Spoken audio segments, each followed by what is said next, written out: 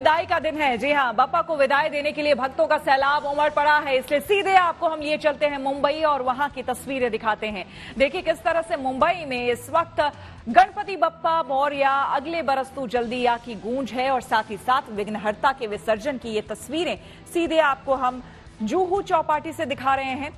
और आपको इस बार बता दें कि इस बार विशेष इंतजाम भी सुरक्षा के मद्देनजर बीएमसी ने किया है ताकि किसी भी तरह की कोई यहां दुर्घटना ना हो। बहुत ही सजग होकर और सचेत होकर इस बार आपको बता दें बहुत कम लोगों को साथ ही समुद्र में इस तरह से जाने की इजाजत दी गई है और साथ ही साथ यहां पर जल पुलिस जो है वो भी तैनात किए गए हैं बीएमसी की तरफ से और लगातार पेट्रोलिंग भी हो रही है ताकि विघ्नहर्ता गणेश के विसर्जन में कोई भी विघ्न ना पड़े। तो दो तस्वीरें आपके टेलीविजन स्क्रीन पर, एक तरफ मुंबई में जुहू चौपाटी की तस्वीरें आप देख रहे हैं जहां विघ्नहर्ता गणेश को जयकारों के साथ फूल माला पहनाकर आरती करने के बाद उनका विसर्जन यहां पर हो रहा है। दूसरी तस्वीर आप देख रहे हैं मुंबई के ही दूसरे इलाके से जहां पर अभी भी बड़े बड़े जो गणेश पंडाल की मूर्तियां हैं, जो बड़ी बड़ी आदमकद लगभग मूर्तियां यहां पर है, 20 फुट की मूर्ति, उससे भी ज्यादा ऊंची मूर्तियां यहां पर जो हैं वो विसर्जन के लिए हालांकि पंडालों से शाम में ही निकल चुकी हैं, लेकिन कुछ इनमें से मूर्तियां जाएंगी गिरगांव चौपाटी और कुछ जाएंगी जुहू। तो गिरगांव चौपाटी के लिए भी आपको बता दें कई मूर्तियां विसर्जन के लिए निकल चुकी हैं, लेकिन बप्पा का जो ये काफिला है वो रुक रुक कर चल रहा है। जाहिर सी बात है इस वक्त मुंबई जो है आपको थम सी गई है ऐसा नजर आएगा, क्योंकि न सिर्फ इस वक्त सड़कों पर गणेश मंडल से जुड़े लोग मौजूद हैं बल्कि खुद मुंबईकर जो वहां के हैं, जो लोकल्स वहां पर हैं, वो भी इस वक्त जो बप्पा के दर्शन नहीं कर पाए हैं वो भी इस वक्त सड़कों पर मौजूद है और इसी वजह से भीड़ बहुत ज्यादा हो गई है। हजारों हजार की तादाद में यहाँ पर भीड़ है। आपको बता दें आज के दिन ज्यादातर स्कूलों में, कॉलेजेस में और कई दफ्तरों में भी छुट्टियां मुंबई में दे दी जाती हैं, लेकिन कुछ लोग आज के दिन जो दफ्तर जाते भी हैं उनकी जल्दी छुट्टी हो जाती है, वो दफ्तर से जल्दी लौट आते हैं अपने घर, क्योंकि ट्रैफिक इतना ज्यादा हो जाता है कि शाम के समय में लौटना मुश्किल होता है। इसलिए अर्ली लोग अपने अपने घर को आ जाते हैं और फिर बाहर निकलना संभव नहीं है। तो अगर उनके रास्ते से ये काफिला जा रहा है तो वो कोशिश करते हैं अपने घरों के आगे वो कुछ इसी तरह से, जहां आप देख पा रहे हैं कि जिस तरह से यहाँ पर लोग मौजूद हैं, डिवाइडर पे भी कई लोग खड़े हैं, कई लोग अपने घर की छतों पर यहाँ पर खड़े होकर के देख रहे हैं, इस पूरे विसर्जन के प्रोसेस को देख रहे हैं। तो इसी तरह से लोग जो है इंतजार कर रहे हैं, एक एक कर बड़ी बड़ी जो मूर्तियां हैं, आदमकद मूर्तियां जो हैं वो अब गणेश की यानी गणपति बप्पा की अब गुजर रही हैं और विसर्जन की ओर धीरे धीरे जो है ये काफिला बढ़ रहा है। जैसा कि हमने आपको बताया कुछ जो है मूर्तियां वो जाएंगी जुहू चौपाटी और कुछ जाएंगी गिरगांव चौपाटी। खास करके लाल बाग के राजा की बात करें, क्योंकि विशेष करके न सिर्फ मुंबई में बल्कि मुंबई से बाहर भी अगर कोई गणपति को जानता है, गणपति उत्सव को जानता है तो लाल बाग के राजा को भी अवश्य जानता है। इसीलिए लाल बाग के राजा के दर्शन हर कोई कर लेना चाहता है। यही एक बहुत बड़ी वजह है कि आपको बता दें कि लाल बाग के राजा की सवारी जो है पंडाल से तो बहुत पहले निकल चुकी है, दोपहर के वक्त ही निकल चुकी है, लेकिन गिरगांव चौपाटी पहुंचते पहुंचते कल सुबह 7 से 8 बज जाएगा।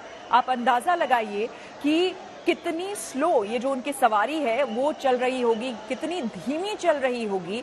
और धीमी, आपको बता दें कि सिर्फ धीमी चल रही है ये एक बात नहीं। आप देखिए बच्चों के चेहरों पर गुलाल लगे हुए हैं और खुशी से अभी भी वो झूम रहे हैं, नाच रहे हैं सड़कों पर। इसी तरह से बप्पा की विदाई दी जा रही है और हर एक शख्स इस वक्त जो मुंबई कर मौजूद है वो लाल बाग के राजा से लेकर तमाम जितने भी गणपति हैं उनके दर्शन कर लेना चाहता है और बप्पा से मुराद मांग लेना चाहता है। साथ ही साथ नम आंखों से ये भी कह रहे हैं लोग कि गणपति बप्पा मोरया अगले बरस तू जल्दी आ।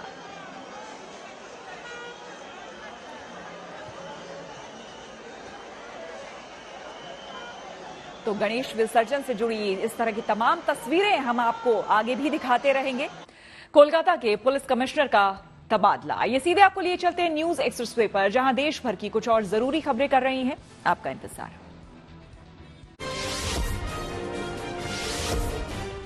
अब देश भर में मनमाने तरीके से बुलडोजर एक्शन नहीं होगा। दरअसल सुप्रीम कोर्ट ने इस पर 1 अक्टूबर तक के लिए रोक लगा दी है। हालांकि अदालत ने साफ किया है कि सार्वजनिक अतिक्रमण पर बुलडोजर चलाया जा सकता है। यूपी समेत कई राज्यों में बुलडोजर एक्शन के खिलाफ जमीयत उलमाए हिंद ने ये याचिका दाखिल की थी, जिस पर सुनवाई करते हुए अदालत ने कहा कि बुलडोजर न्याय का महिमा मंडन बंद होना चाहिए और कानूनी प्रक्रिया के तहत ही अतिक्रमण हटाए जाने चाहिए। अब मामले की अगली सुनवाई 1 अक्टूबर को होगी।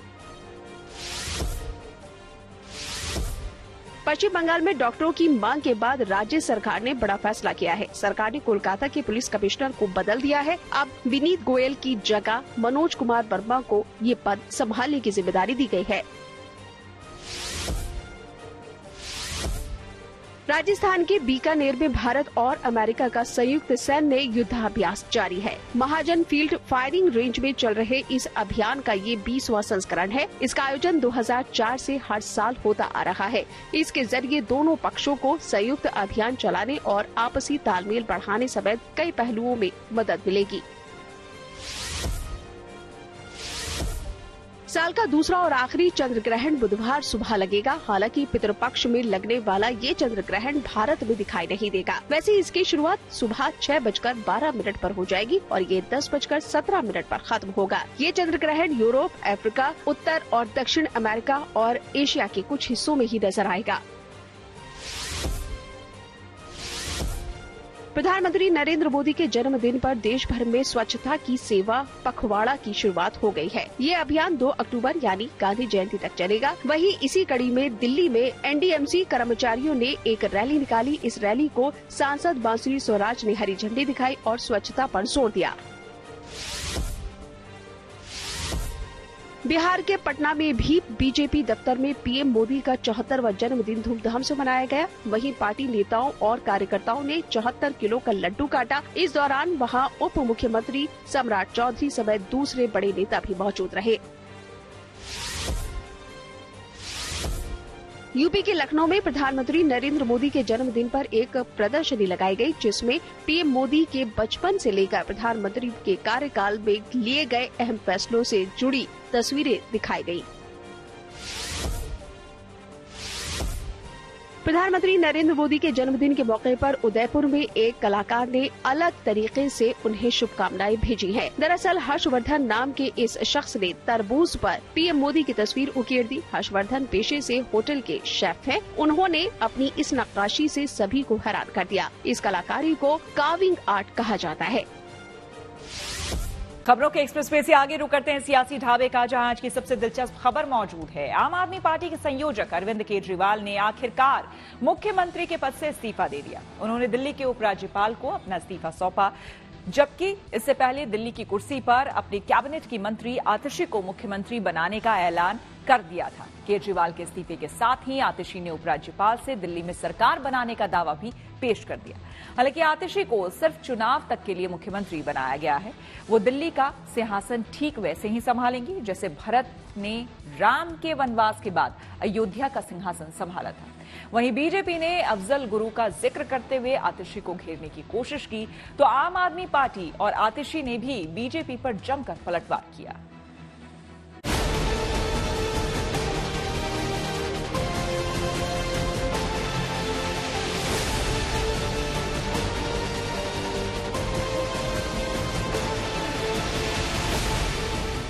दिल्ली शराब घोटाले के आरोपी केजरीवाल ने आखिरकार दिल्ली के उपराज्यपाल को अपना इस्तीफा सौंप दिया। उनके साथ दिल्ली की नवनिर्वाचित मुख्यमंत्री आतिशी समेत सभी मंत्री मौजूद थे और आम आदमी पार्टी की विधायक दल की नेता चुनी गई आतिशी ने उपराज्यपाल के सामने सरकार बनाने का दावा भी पेश कर दिया। सर्वसम्मति से आतिशी जी को अपना विधानमंडल दल का नेता चुना गया था। हमने आम आदमी पार्टी के विधानमंडल दल का जो फैसला है पार्टी की तरफ से उपराज्यपाल जी को सूचित किया है और साथ ही साथ हमारे विधायक दल की नेता आतिशी जी की तरफ से जल्द सरकार बनाने के लिए दावेदारी प्रस्तुत की गई है। हमने उपराज्यपाल महोदय से निवेदन किया है कि जल्द से जल्द शपथ की तारीख सुनिश्चित की जाए। इससे पहले केजरीवाल ने अपने भरोसेमंद मंत्री आतिशी को दिल्ली की कमान सौंपने का ऐलान कर दिया था। मुख्यमंत्री बनाए जाने पर आतिशी ने भी केजरीवाल को धन्यवाद दिया और केजरीवाल की तर्ज पर बीजेपी पर निशाना साधने से नहीं चूकी। दिल्ली के लोकप्रिय मुख्यमंत्री, आम आदमी पार्टी के नेता, मेरे गुरु अरविंद केजरीवाल जी का धन्यवाद करना चाहती हूँ, जिन्होंने मुझे इतनी बड़ी जिम्मेदारी दी और इस जिम्मेदारी के लिए मुझ पर भरोसा किया। ये सिर्फ आम आदमी पार्टी में हो सकता है, अरविंद केजरीवाल जी के नेतृत्व में हो सकता है कि एक फर्स्ट टाइम पॉलिटिशियन एक राज्य की मुख्यमंत्री बने। क्यों देखना चाहते हैं दिल्ली वाले अरविंद केजरीवाल जी को फिर से मुख्यमंत्री? क्योंकि उन्हें पता है कि अरविंद केजरीवाल ही ऐसे ईमानदार मुख्यमंत्री हैं जिनकी वजह से उन्हें फ्री बिजली मिली। उन्हें पता है कि अरविंद केजरीवाल जैसे ईमानदार व्यक्ति अगर मुख्यमंत्री नहीं रहे तो उनके बच्चों के सरकारी स्कूल बदहाल हो जाएंगे, क्योंकि उन्होंने देखा है कि भारतीय जनता पार्टी की 22 राज्यों में सरकार है, किसी एक राज्य में भी वो फ्री बिजली, अच्छे स्कूल, अच्छे अस्पताल, मोहल्ला क्लिनिक, फ्री बस यात्रा नहीं दे पाते हैं। दिल्ली की नई मुख्यमंत्री आतिशी होंगी, लेकिन तमाम शर्तों के साथ। आम आदमी पार्टी ने साफ संदेश दिया है कि भले ही मुख्यमंत्री की कुर्सी पर आतिशी बैठे, मगर नाम केजरीवाल का ही रहेगा, क्योंकि खुद आम आदमी पार्टी ही आतिशी को खड़ाऊ मुख्यमंत्री बता रही है। वहीं बीजेपी आतिशी को केजरीवाल का मुखौटा बता रही है। जनता ने अरविंद केजरीवाल को चुना है। अरविंद केजरीवाल ने कह दिया कि जब तक जनता मुझे दोबारा नहीं चुनेगी मैं इस कुर्सी पे नहीं बैठूंगा। तो कुर्सी तो अरविंद केजरीवाल की इस 5 साल भी है। एक साथी उस कुर्सी पे बैठेगा, ऐसे बैठेगा जैसे भरत भगवान राम के सिंहासन पे खुद ना बैठ के उनकी खड़ाव रख के जो है शासन चलाते थे। ऐसा है कि आतिशी मार लेना तो एक मुखौटा है, उनकी पार्टी के लोगों ने ही कह दिया है अस्थायी हैं। मतलब जब तक अरविंद केजरीवाल फिर लूटने के लिए नहीं आ जाते हैं तब तक रहेंगे। तो इस प्रकार से ये मुख्यमंत्री पद का अपमान है कि मुख्यमंत्री पद ही दिया जा रहा है एक 4-5 महीने के लिए। उसमें भी मुश्किल से काम करने को 2 ही महीना मिल पाएगा, क्योंकि आचार संहिता लग जाती है तो फिर चुनाव आयोग देखता है। ऐसे स्थिति में दिल्ली का कहीं से भला नहीं होने जा रहा। आज दिल्ली के लिए बहुत दुखद है। आज आतिशी को मुख्यमंत्री बनाए जाने पर राज्यसभा सांसद स्वाति मालीवाल आरोप लगा रही हैं कि दिल्ली के लिए ये सबसे बुरा दिन है। तो आम आदमी पार्टी कह रही है कि बीजेपी की भाषा बोलने वाली मालीवाल को राज्यसभा से इस्तीफा दे देना चाहिए।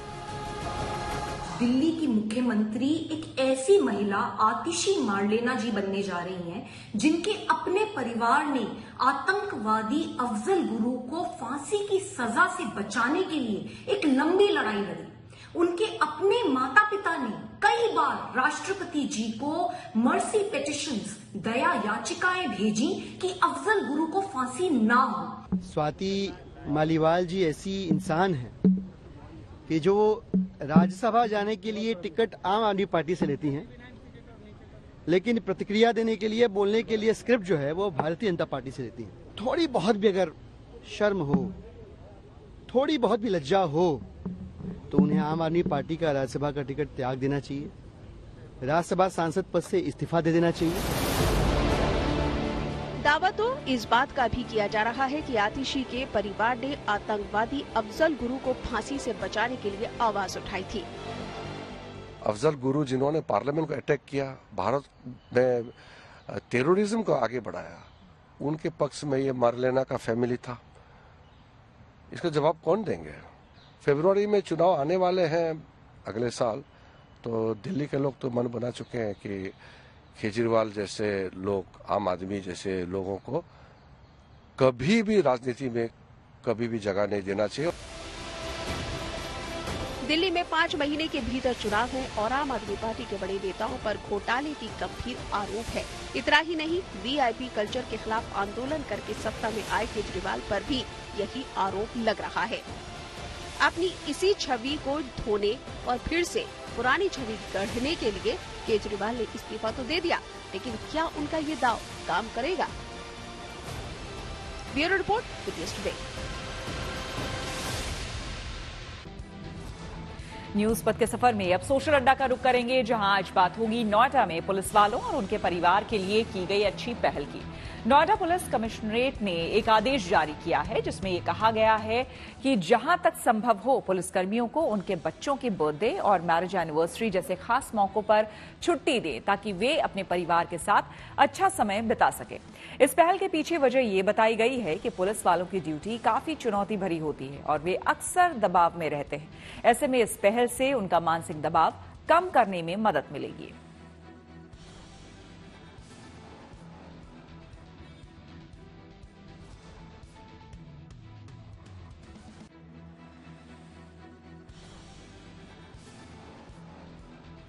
ACP 1 सेंट्रल नोएडा के ऑफिस से एक आदेश पारित हुआ, जिसमें सभी पुलिसकर्मियों से आग्रह किया गया, थानेदारों से आग्रह किया गया कि अगर उनके अधीनस्थ जो भी पुलिसकर्मी है, अगर उनके बच्चों का जन्मदिन है तो उस पर्टिकुलर शाम के लिए उनको अनुमति दे दी जाए, ताकि वो बच्चे के बर्थडे समारोह में शामिल हो पाए। कुछ घंटे की अनुमति की जो बात करी है, ये सराहनीय कदम है। और अगर कोई लॉ एंड ऑर्डर इशू नहीं होता या कोई भी अपरिहार्य स्थिति नहीं है, तो इस तरह का आदेश परमिशन देने का SHOs को से आग्रह किया कि इस तरह का वो परमिशन अलाउ कर दे।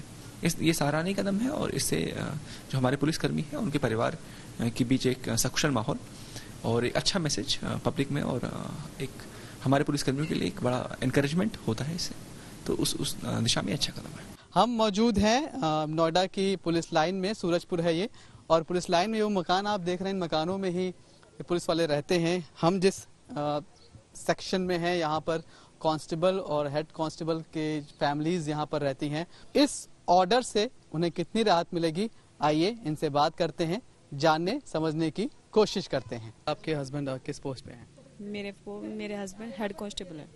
हेड कांस्टेबल है, तो अभी परिवार के लिए टाइम निकल पाता है ड्यूटी से?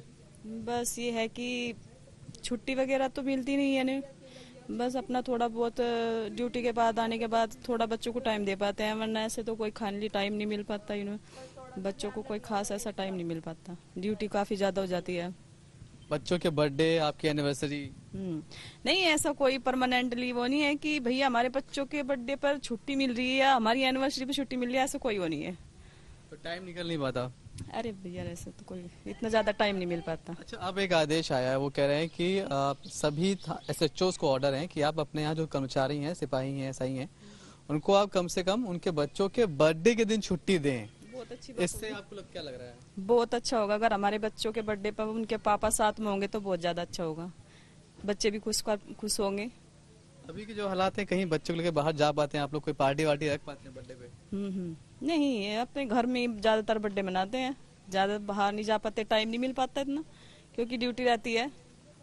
अब इससे लग रहा है कि कुछ टाइम मिलेगा? हाँ, तो मिलेगा, अच्छी बात है भैया, खुश होंगे हम भी, अब हमारे बच्चों को भी टाइम मिलेगा, हमें भी टाइम मिलेगा। ये तो अच्छी बात है भैया, अगर हो जाए तो अच्छी बात है। इसमें कौन नहीं चाहेगा कि अपने बच्चों के बर्थडे के दिन वो अपने बच्चों के साथ रहे, फैमिली के साथ रहे, इससे अच्छी तो कोई बात ही नहीं होती है।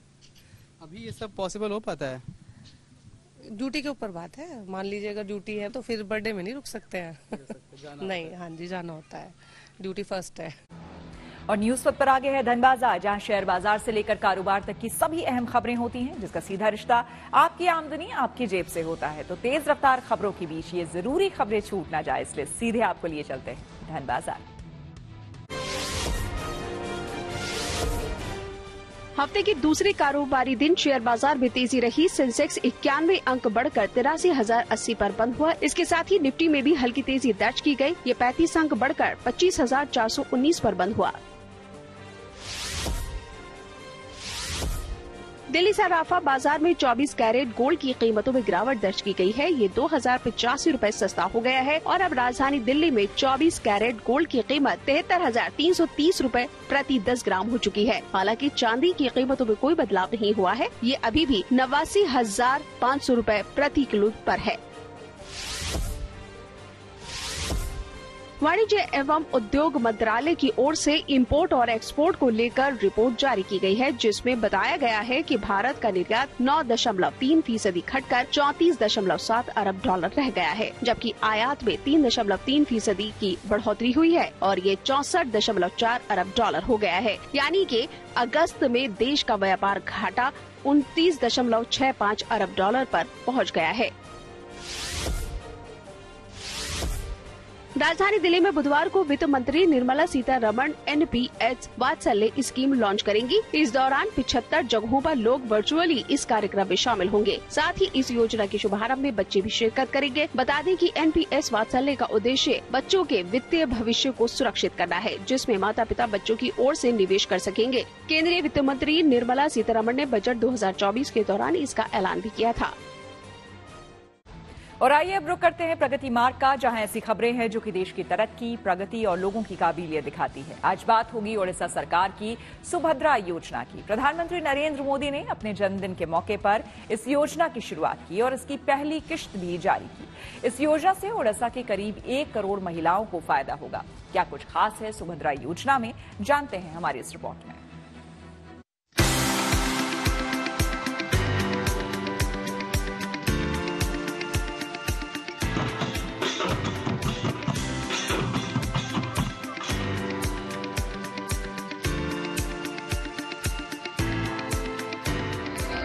महिलाओं को आत्मनिर्भर और सशक्त बनाने के लिए प्रधानमंत्री नरेंद्र मोदी ने अपने 74वें जन्मदिन के मौके पर ओडिशा में सुभद्रा योजना की शुरुआत की। दरअसल पीएम मोदी अपने बर्थडे के मौके पर ओडिशा के भुवनेश्वर में मौजूद थे, जहां उन्होंने ओडिशा सरकार की सुभद्रा योजना की पहली किस्त जारी की, जिससे लाखों महिलाओं को लाभ मिल रहा है। सुभद्रा एक वित्तीय सहायता योजना है, जिसका नाम भगवान जगन्नाथ और भगवान बलभद्र की बहन सुभद्रा के नाम पर रखा गया है। इस योजना के तहत राज्य सरकार 21 से 60 साल की महिलाओं को अगले 5 साल तक हर साल 10,000 रूपए 2 किस्तों में सीधे उनके खातों में जमा करेगी। इस योजना से ओडिशा की करीब 1 करोड़ महिलाओं को सीधा लाभ मिलेगा।